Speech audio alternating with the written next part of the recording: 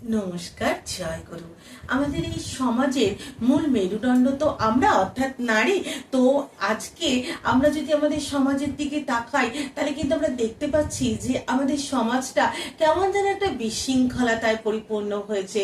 আজকে আমরা নারীরা আমরা আমাদের বৈশিষ্ট্যকে ভুলে গেছি। আমরা কিছুতেই যেন আমাদের বৈশিষ্ট্যে অটুট থাকতে পারি না। সামান্য একটু কারণেও কিন্তু আমরা নানা রকম গোলযোগ বাধাই বা বিবাহ বিচ্ছেদ, নানা রকম আইনি জটে আমরা জড়িয়ে পড়ি। আমরা আমাদের সমাজ আমরা আমাদের সংসারটাকে যেন নিজেরাই ভেঙে ফেলছি।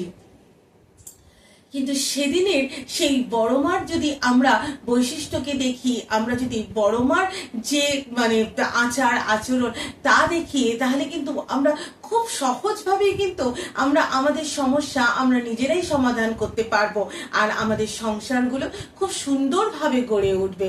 তো এরকমই একটা ঘটনার কথা আজ বলছি। একটি দাদা 3 বছর বিয়ে করেছেন। তো বিবাহের পর না তার একটি সন্তান তখনো পর্যন্ত জন্মগ্রহণ করেছেন, এবং তিনি যাকে বিবাহ করেছেন সেই মাটি তার শ্বশুর শাশুড়িকে মানিয়ে নিয়ে সংসার করতে রাজি নয়, এবং তার সংসারে প্রত্যেক দিন একটা ঝগড়া অশান্তি, খুবই অস্থিরতার জীবন সেই দাদাটার। তো দাদাটা ঠাকুরের কাছে আসেন এবং ঠাকুরকে সমস্ত ঘটনার কথা বলেন যে তার জীবনটা যেন একটা দুঃসহ জীবন হয়ে উঠেছে। তো এর জন্য ঠাকুরের কাছে সমাধান চান। তখন ঠাকুর একটি দাদাকে ডেকে বলেন যে এই দাদাটাকে বড় বউয়ের কাছে নিয়ে যা, এই সমাধান বড় বউয়ের কাছে আছে, আমার কাছে নেই। তো দাদাটা যখন বড়মার কাছে এসে সব কথা বললেন, বড়মা তখন দাদাটাকে বললেন যে ঠিক আছে, তুমি তোমার বউকে কালকে দুপুরবেলা আমার কাছে পাঠিয়ে দিও। তারা দেওঘরের আশেপাশেই থাকতেন। তো সেই মাটিও পরদিন দুপুরবেলা বড়মার সঙ্গে দেখা করতে এসছেন। বড়মা তাকে ডেকেছেন, কিন্তু তিনি খুব ভয়ে বড়মার কাছে এসছেন যে তার স্বামী তো সব কথা তার বড়মাকে বলেছেন। তো বড়মা হয়তো তাকে খুব বকবে, বড়মা হয়তো তাকে অনেক উপদেশ দেবেন। তো বড়মার কাছে তিনি যখন গেলেন, বড়মা শান্ত স্নিগ্ধ, কোনো কথাই তাকে বললেন না। তার সাথে এমনি গল্প করছেন, গল্প করতে করতে বললেন, তুই কচুর শাক রাঁধতে পারিস? তো সেই মাটি বলছেন না।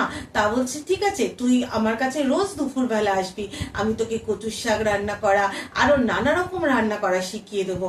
সেই মাটিও বড়মার কাছ থেকে রান্না শিখবে, যিনি জগৎ জননী, বিশ্ব জননী, লক্ষ্মী স্বরূপিণী। তার হাতের পরশে, তার হাতের ছোঁয়ার সেই রান্না শেখার আনন্দে সেই মাটি তাড়াতাড়ি সব কাজকর্ম সেরে বড়মার কাছে চলে আসতেন, এবং বড়মা তাকে প্রত্যেক দিন সুন্দর সুন্দর রান্না শেখাতো আর নানা রকম গল্প করতো। আর গল্প করতে করতে বলতো যে এই যে রান্নাগুলো আমার থেকে শিখে যাস, শ্বশুর শাশুড়িকে রান্না করে খাওয়াবি পরম যত্নে, আর স্বামীকে দেবতা রূপে পুজো করবি।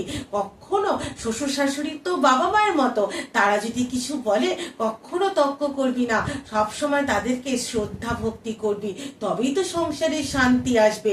আর স্বামীকে দেবজ্ঞানে পুজো করবি, তবেই তো তুই একটা সুন্দর সন্তানের জন্ম দিবি। বড়মার এই শিক্ষা, বড়মার এই পরশ, সেই মাটির সংসার, যে সংসারে তিনি শ্বশুর শাশুড়িকে নিয়ে মানিয়ে নিয়ে থাকতে চাইতেন না, যে সংসারে প্রত্যেক দিন ঝগড়া অশান্তিতে পরিপূর্ণ ছিল, সেই সংসারটা কেমন দেবভূমিতে পরিণত হলো।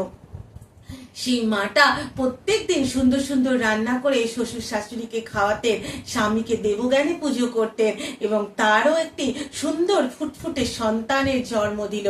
এই হলেন বড়মা, যার স্নেহ পরশ, যার ভালোবাসায় আমাদের মধ্যে, আমরা তো মানুষ, তো আমাদের অনেক দোষ থাকে, আমাদের অনেক কিছু অপগুণ আছে। আমরা যদি তার পরশ পাই, তার ভালোবাসা পাই, তার একটুখানি শাসন, তার একটুখানি স্নেহ, আমাদের জীবনটাই যেন পরিবর্তন হয়ে যায়। তাই আজ তিনি আমাদের মধ্যে সশরীরে না থাকলেও তার যে জীবন কাহিনী, তার যে জীবনাদর্শন বা ঠাকুর পরিবারে যে বউরা বৌদিরা রয়েছেন তাদেরকে দেখে আমরা যদি আমাদের জীবনটাকে পরিবর্তন করি, তাহলে এই যে সমাজ, এই যে রাষ্ট্র, দেশ তথা সমগ্র বিশ্ব কিন্তু বেঁচে যাবে। কারণ সময়ের খুব ভয়াবহ রূপ ধারণ করেছে। এখন যদি আমরা আমাদেরকে পরিবর্তন না করি, অর্থাৎ নারী, আর নারী তো সমাজের মূল মেরুদণ্ড। আমরাই তো একটা পুত্র সন্তানেরও জন্ম দিই, একটা কন্যা সন্তানেরও জন্ম দিই। তাই নারী সর্বাপেক্ষা শক্তিশালী, যা পরম প্রেমময় শ্রী শ্রী ঠাকুর অনুকূল চন্দ্র, যিনি পরম কারণ, পরম পিতা, তিনি নিজ মুখে স্বীকার করেছেন নারী এই সমাজের মূল মেরুদণ্ড। তাই আমাদের এখন কিন্তু ভাবার সময় এসছে, যাতে আমরা প্রত্যেকটা নারী নিজেদেরকে পরিবর্তন করি, তবেই এই দেশ বেঁচে উঠবে। আর আমাদেরকে আমাদের এই যে সংসারগুলো আজ ভেঙে যাচ্ছে, তাহলে কিন্তু আর এই সমাজগুলো ভেঙে যাবে না, এই সংসারগুলো আর ভেঙে যাবে না। আমাদের প্রত্যেকের সংসারগুলো দেব সংসারে পরিণত হবে। সকলে ভালো থাকবে। নমস্কার, জয় গুরু।